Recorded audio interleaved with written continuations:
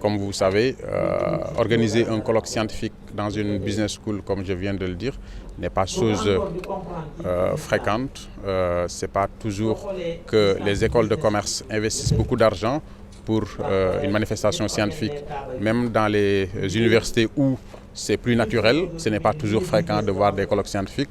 Donc c'est quelque chose à magnifier, quelque chose à considérer à sa juste valeur aujourd'hui. Et le thème que nous avons choisi de discuter est aussi d'importance capitale. Essayer de comprendre comment le système d'enseignement religieux peut irriguer la formation au management et montrer l'importance des valeurs qui sont acquises dans ce type de formation et transférer cela aux étudiants qui sont dans les formations de management. C'est quelque chose d'essentiel et c'est tout cela que nous avons voulu faire à travers ce colloque en invitant des chercheurs internationaux à venir discuter sur ces différentes thématiques. Nous avons également voulu faire venir des grands managers. C'est M. Serigne Mboup, président directeur général du groupe CCBM, qui est en train de parler pour vous donner un exemple sur notre ambition de faire croiser des universitaires et des entrepreneurs pour arriver à comprendre comment les pratiques religieuses, la formation à la religion peut aussi être une source d'inspiration pour la formation au management. En fait, en choisissant le thème aujourd'hui qui est l'éducation au management à l'école de l'enseignement religieux, c'est partie des constats qu'on peut faire tout simplement. Aujourd'hui, il ne se passe pas une journée sans qu'on ne parle de détournement de fonds dans les administrations, dans les entreprises publiques, dans les entreprises privées également.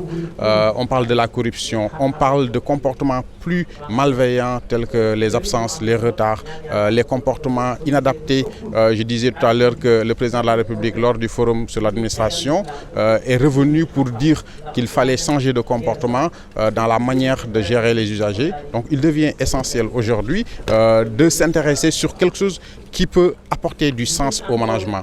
Et en regardant, vu le taux de religiosité au Sénégal, plus de 99% de Sénégalais croyant à une religion, il était important de pouvoir faire un parallèle entre l'enseignement religieux et ce qu'on enseigne aux étudiants dans les écoles de business et les écoles de commerce. Et vous pensez que l'enseignement religieux peut apporter quelque chose par rapport au changement de comportement? Nous pensons effectivement que l'enseignement religieux peut être une source très importante pour influencer les enseignements. Prenons les exemples aujourd'hui des entrepreneurs qu'on appelle les Baol-Baol. Aujourd'hui, ce sont ces gens-là qui réussissent, qui partent de rien et qui arrivent à bâtir des entreprises d'une dimension internationale. Je parlais tout à l'heure de Serigne Mboup, mais on peut citer beaucoup d'autres exemples dans ce sens-là. Regardez aussi dans nos entreprises, dans nos organisations, quand on dit que telle personne est chrétien et qu'il a été baigné dans l'enseignement catholique, c'est des gens qui ont un comportement irréprochable en général.